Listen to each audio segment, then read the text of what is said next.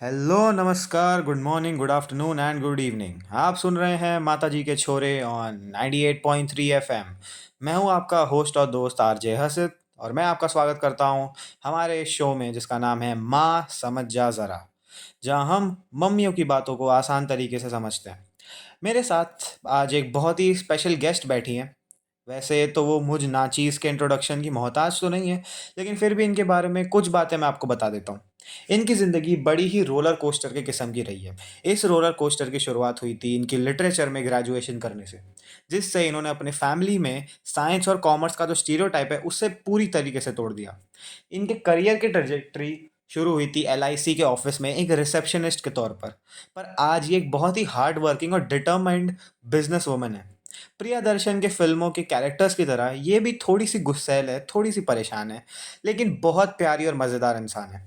मैं स्वागत करता हूँ मेरे घर की होम मिनिस्टर एंड हिटलर, मेरी माँ मिसेस सोना अरोरा।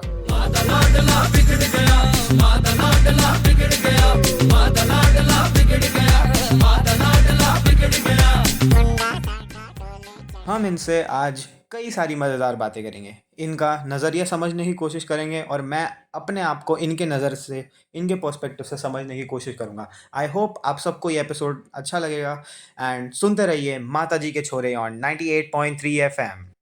मेरा पहला सवाल आपसे मेरे ही बारे में। आप मुझे इतने टाइम से झेल रही हैं, तो आपने मेरे बारे में कई सारी चीज़ें ऑब्ज़र्व करी होंगी और आपके हिसाब से ऐसी कौन-सी 2 चीज़ें जो मुझे अपने लाइफ़ में करनी ही चाहिए, भले ही कुछ भी हो जाए? और ऐसी कौन-सी 2 चीज़ें जो आप चाहते हैं कि कुछ भी हो जाए मैं अपने लाइफ़ में ये चीज़ें कभी ना करूँ या ये चीज़ों से मुझे हमेशा दूर ही रहना चाहिए? See, you are a single child since I am seeing you. जब तुम छोटे थे तो तुम्हारे पापा भी थे, सब थे फैमिली में, तो we were in a joint family. We were as a regular joint family जो सबकी होती है। तो मैंने तुम्हें मेरे सामने बड़े होते देखा है, मैं seen each and every side of yours. तो अभी मैंने हर चीज़ ऑब्जर्व की है कि तुम्हारा इम्पेशेंट होना, तुम्हारा पेशेंस दिखाना, तुम्हारा चुप रहना, तुम्हारा शाय रहना, तुम्हारा अनोइंग रहना, तुम्हारा प्यार में रहना, मैंने सब देखा है, वो सब सिचुएशन के हिसाब से। लेकिन मैं हमेशा यही चाहूँगी कि जो हमें मॉनेटरल लॉस या मॉनेटरल नेसेसिटी हमें नहीं है, मैं ऐसा नहीं बोलूँगी, वो आज के ज़माने की सबसे बड़ी ज़रूरत है। अगर आप फाइनेंशियली इंडिपेंडेंट हैं, सब कुछ साउंड है, फाइनेंशियली साउंड है, तो आप खुश हैं, सब कुछ है। क्योंकि आज क्या नहीं चाहिए, तुम्हारी पढ़ाई के लिए भी पैसा चाहिए, घर चलाने के लिए भी पैसा चाहिए, अपनी लाइफस्टाइल मेंटेन रखने के लिए भी पैसा चाहिए। हमारी कोई इतनी हाई फाई लाइफस्टाइल नहीं है। I am doing my bit, I do my work. मैं भी सुबह से शाम काम करती हूँ। अच्छा, यही चाहूँगी कि तुम पढ़ लिख कर बड़े इंसान बनो। बड़े in the sense multi millionaire से नहीं है, बड़े इन द सेंस कि तुम्हें कोई तकलीफ नहीं हो, तुम्हारे पास हेल्थ वेल्थ सब कुछ हो। अगर तुम्हें किसी चीज़ को खरीदना है तो तुम्हें 100 बार नहीं सोचना पड़े कि तुम्हें ये चाहिए। तुम इतने फाइनेंशियली साउंड हो कि तुम ले सको, अपना घर चला सको, अपनी लाइफ आगे बढ़ा सको। दूसरी है कि तुम्हारी हेल्थ, सबसे पहले हेल्थ तुम्हारी अच्छी रहे। तुम अपने आप पे इतना हेल्थ पे कंसंट्रेट करो। जैसे हमारी फैमिली में सब लोग डायबिटिक और ब्लड प्रेशर के शिकार थे। आई होप कि तुम्हें वो इनहेरिटेंस में ना मिले या ना मिला हो। तो ये 2 चीज़ें तुम्हारे लिए बहुत बहुत ज़रूरी है। और डिसिप्लिन और सच्चे रहना। सेकेंड, कोई गलत संगत में मत पड़ना और कोई गलत हैबिट मत करना। ये 2 चीज़ें मैं कभी भी ज़िंदगी में बर्दाश्त नहीं कर पाऊँगी। आज तक तुम अकेले होके भी इतने डिसिप्लिन और इतने अच्छे ईमानदार रहे हो, आगे भी मैं यही एक्सपेक्ट करूँगी कि कोई गलत संगत और गलत चीज़ों का नशा नहीं करना, बस। चलिए, तो मम्मी जी की एडवाइस पर गलत आदतों से कर दूर रहने मन के लिए क्या की करना चाहिए? खिड़की खोल, जिगर जुटा कर हल्ला बोल।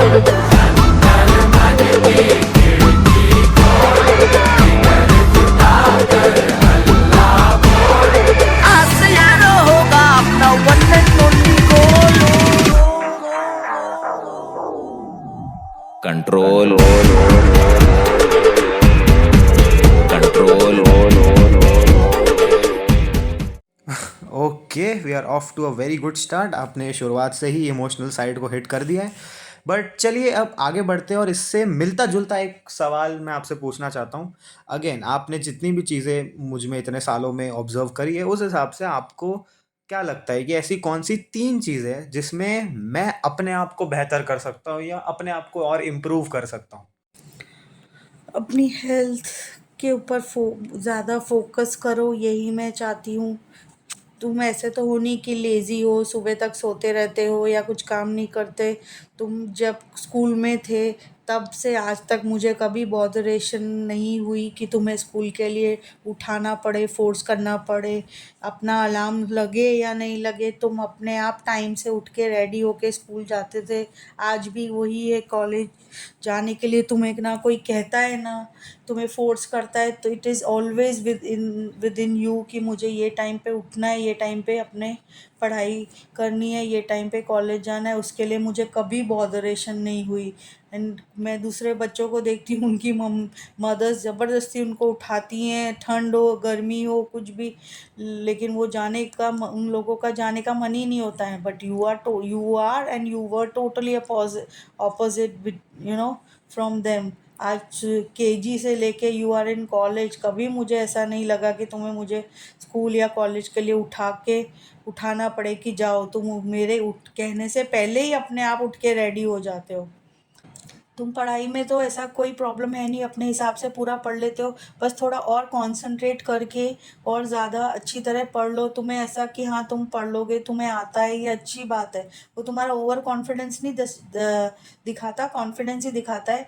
बट एक बार तुम और थरो उसमें थोड़े हो जाओ तो तुम्हारे लिए ईजी रहेगा, बिकॉज यू नो कि दो तुमने सब्जेक्ट्स लिए हुए उसमें थियोरटिकल ज़्यादा है, तो थोड़ा और ज़्यादा पढ़ोगे तो मेरे लिए और तुम्हारे लिए अच्छा कि तुम आगे जब सेमेस्टर आएंगे तो तुम थोड़ा पहले से प्रिपेयर्ड रहोगे, तो थोड़ा वो कर लो। थर्ड थिंग इज़ कि तुम थोड़ा मेरे साथ घर में भी मेरी हेल्प करो। आई नो कि तुम लड़के हो, तुम्हें नहीं पता चलेगा किचन का ज़्यादा काम करना है या क्या, पर थोड़ा डिसिप्लिन कि भाई मेरी एब्सेंस में तुम थोड़ा कुकिंग करना जान लो। तुम थोड़ा घर को मेंटेन करने में मेरी हेल्प करो। एक जो हमारी ड्यूटीज़ हैं घर की, तुम मेरे साथ अगर बांट लो कि चल अगर 10 काम है तो उसमें से 4 तुम कर लोगे, 6 मैं कर लूँगी, या 5 तुम कर लोगे, 5 मैं कर लूँगी, या तुम 2 कर लोगे तो 8 मैं कर लूँगी। तो एटलीस्ट मुझे एक रिलीफ रहेगा कि you have taken that responsibility कि वो 2 काम तुम कर लोगे, तो वो ऑन टाइम तो होंगे। But it is just you I have to tell you कि भाई ये काम कल से तुम करना, तो तुम उसको थोड़ा सीरियसली ले लो कि हाँ अब ये 2 काम मेरे ही जिम्मेदारी है, उधर मम्मी को देखने की ज़रूरत नहीं, वो मेरी जिम्मेदारी होगी। सो आई विल बी लाइक कि चल यार मेरे 2 काम कम हुए, वो कर लेगा तो उस बहुत ही बढ़िया। अब चलिए माता जी के ज़िंदगी के फंडे को समझते हुए आपके सामने किशोर कुमार का ये गाना। में रहना है तो काम कर प्यारे, हाथ जोड़ सबको सलाम कर प्यारे। दुनिया में रहना है तो काम कर प्यारे, हाथ जोड़ सबको सलाम कर प्यारे। वरना ये दुनिया जीने नहीं देगी, खाने नहीं देगी, पीने नहीं देगी। खेल कोई नया सुबह शाम कर प्यारे। दुनिया में रहना है तो काम कर प्यारे, हाथ जोड़ सबको सलाम कर प्यारे। वरना ये दुनिया जीने नहीं देगी, खाने नहीं देगी, पीने नहीं देगी। खेल कोई नया सुबह शाम कर प्यारे, दुनिया में रहना है तो काम कर प्यारे।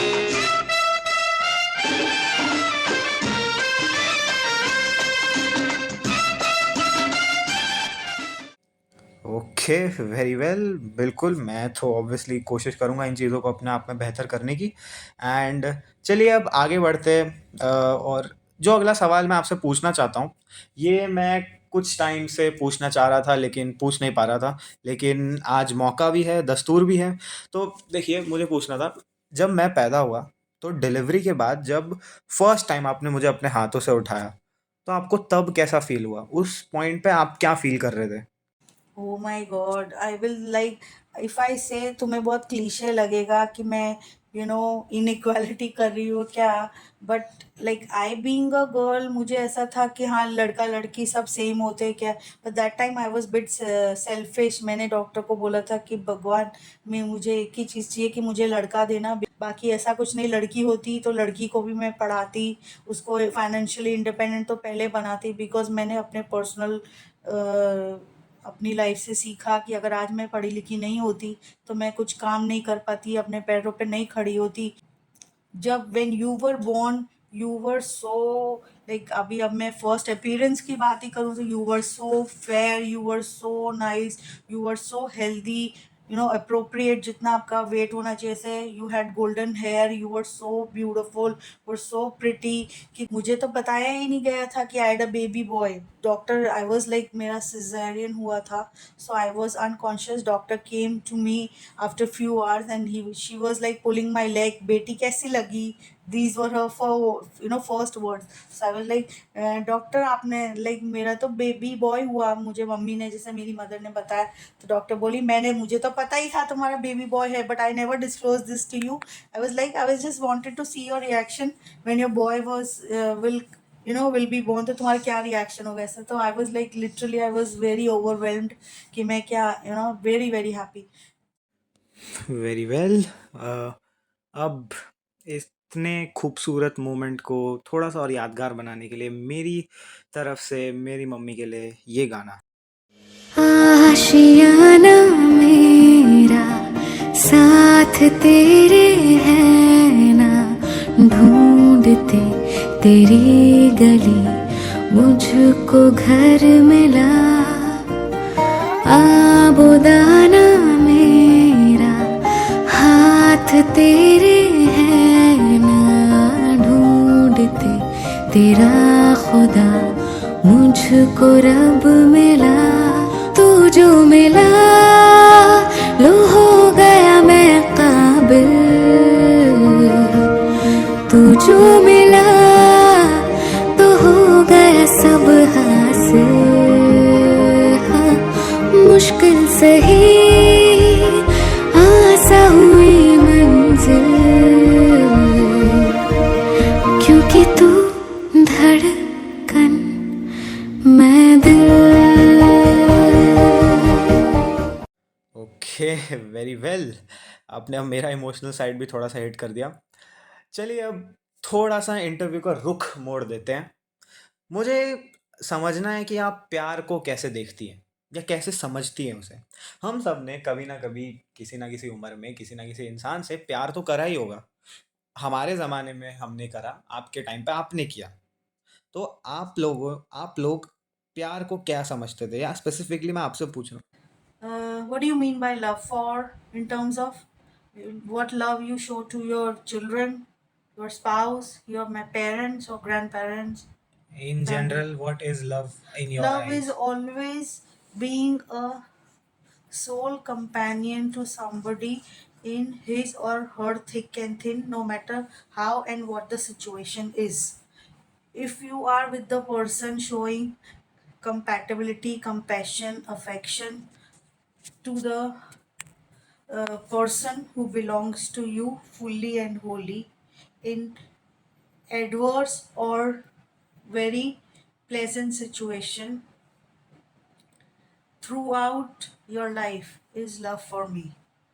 Love cannot be seasonal, love cannot be temporary, love cannot be in as I can quote is in terms of physical beauty or wealth, health, etc. It is always standing by someone in his each and every good or bad situation. That is love for me. But love physical beauty या फिर outer appearance से क्यों नहीं हुआ जा सकता? Actual में, as you say, first impression is the last impression, it always goes in love. क्योंकि जब तक अगर आप सामने वाले को देख रहे हो, if you are attracted to somebody, be it a girl और अ बॉय और एनी सेक्स स्पेसिफिकली, तो हम उसको पहली नज़र में देखते हैं तो हमें वो सुंदर लगता है, या वो हमें सुंदर लगती है, सॉरी, या वो हमें हैंडसम लगता है, तो हम ऑब्वियसली उसकी तरफ अट्रैक्ट होते हैं। तो हमारा मन करता है कि हाँ, ये अच्छी लग रही है। ये सब फेक बातें हैं कि हाँ, हमें फिजिकल ब्यूटी नहीं लगती है। मैं भी ये बोल सकती हूँ कि नहीं, फिजिकल ब्यूटी नहीं, इनर ब्यूटी मैटर करती है, लेकिन फर्स्ट इम्प्रेशन हमें उससे देख के ही आता है। But having said that, one important thing is, जैसे आप उसके साथ कोऑर्डिनेट करोगे, उनके साथ टाइम स्पेंड करोगे, तो ग्रेजुअली आपको ऐसा लगेगा कि ये पर्सन तो 1000% मेरे लिए ही बना है या बनी है। पर उसका वैसा वर्सा भी हो सकता है, आपको ऐसा लगे कि ये तो 2000% मेरे लिए नहीं बना है या बनी है। बिकॉज जब आप क्वालिटी टाइम किसी को दोगे, उसके साथ आप रहोगे, सब अपने विचार सामने रखोगे, एक्सचेंज करोगे अपने थॉट्स, तो आपको कुछ भी प्लस माइनस हो सकता है।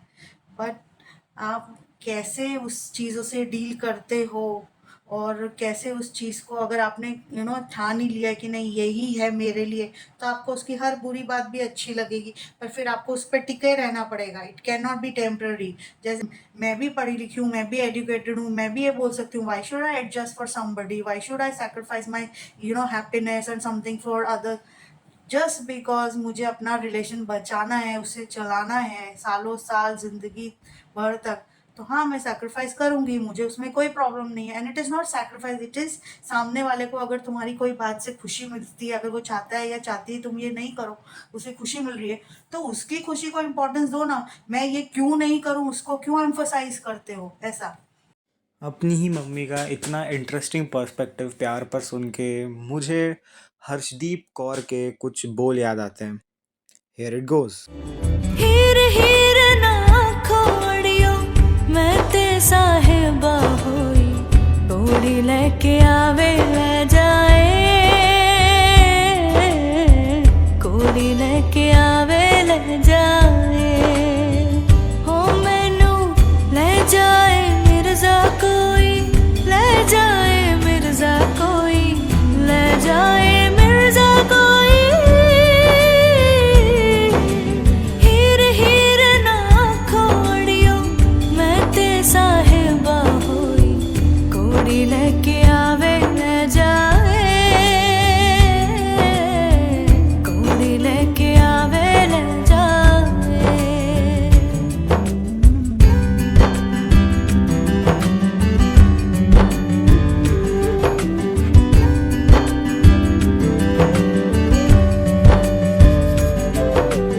ਉਹਦੇ ਜਿਹੀ ਮੈਂ ਤੇ ਉਹ ਮੇਰੇ ਵਰਗਾ, ਹੱਸਦਾ ਏ ਸੱਜਰੇ ਸਵੇਰੇ ਵਰਗਾ, ਅੱਖਾਂ ਬੰਦ ਕਰ ਲੈ ਤੇ ਠੰਡੇ ਹਨੇਰੇ ਵਰਗਾ।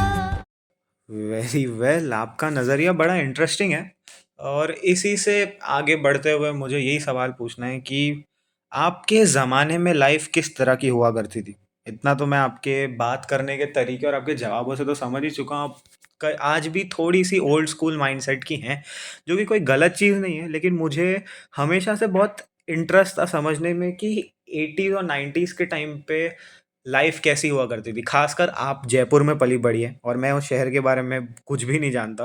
तो मुझे ये जानना है कि आप कैसे माहौल में बड़ी हुई, आपको क्या करना अच्छा लगता था, क्या करना नहीं अच्छा लगता था, खासकर जब आप मेरी उम्र की थी। तो अभी आपने जो भी प्यार का डेफिनेशन दिया उससे एक चीज़ तो ऑब्जर्व करी जा सकती है, आप थोड़े से ओल्ड स्कूल हो अपने माइंडसेट को लेके।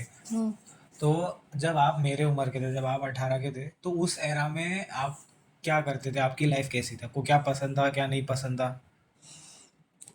See, that is, I think, a very personal question you are asking me. I was like कि I and my sister, we were both two sisters and one brother. I was born and brought up in Rajasthan in a conservative Punjabi family. My family was very conservative. I studied in convent school.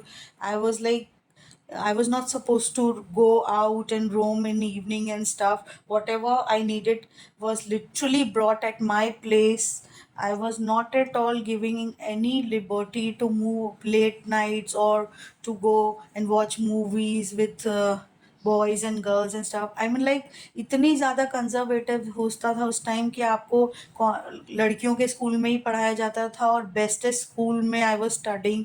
तुम्हें जो चाहिए तुम्हें घर पे मिलेगा, तुम्हें कुछ भी डिमांड्स हो तुम्हारी, कुछ भी, सब कुछ फुलफिल की जाएगी। बट हमें ऐसे बाहर जाना, और शाम को 7-8 बजे अंधेरे में तो आपको कहीं निकलना नहीं है, रोड पे खड़े होके बात नहीं करनी है, गेट के अंदर रह के बात करनी है। जिससे आपके फ्रेंड्स को है उनको अंदर घर पे बुलाओ, वहाँ बैठो, उनके साथ चिल करो, पर बाहर ऐसे नहीं जाना, सब कुछ ऐसा ही था।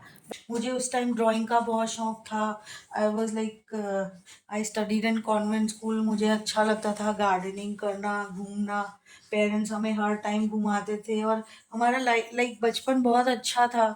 तो हम जो चाहते थे हम लाइक मैं कर सकती थी, लेकिन नहीं ना लाइक एक लिमिट में। ऐसा तो मुझे ड्राइंग वगैरह अच्छी लगती थी, मुझे रीडिंग अच्छा लगता था, मुझे लिखना अच्छा लगता था। वो अभी टाइम के साथ सब ऑलमोस्ट सब वैनिश हो गया। उस टाइम पे ऐसी कौन सी चीज़ें थी जो आपको बिल्कुल अच्छी नहीं लगती थी, या फिर आपको आप कोई करता हुआ दिखता था, या आपको करना नहीं पसंद, या फिर आपका मूड ऑफ हो जाता था देख के कि ये लोग क्या कर रहे हैं? सच मैं इतनी एक्सपोज नहीं हुई थी बाहरी लाइफ में, तो मुझे कुछ पता नहीं कि मुझे क्या अच्छा लगता था या नहीं। I am happy, I was happy the way I was brought up. तो दोस्तों यही था फर्स्ट एपिसोड ऑफ माँ समझ जा ज़रा का। आई होप आप सबको अच्छा लगा होगा। मुझे पर्सनली बहुत मज़ा आया, मैंने बहुत एंजॉय किया। नेक्स्ट टाइम मैं ट्राई करूँगा एक नई मम्मी लाने के लिए जो हमें कुछ नए किस्से सुनाएगी, कुछ नई चीज़ें सिखाएंगी। तब तक के लिए सुनते रहिए माता जी के छोरे on 98.3 FM। This is your host और दोस्त आरजे हसद। हम मिलते हैं नेक्स्ट एपिसोड में। Bye bye. सबका भला हो, सबका सही हो, अपना भी लेकिन सबसे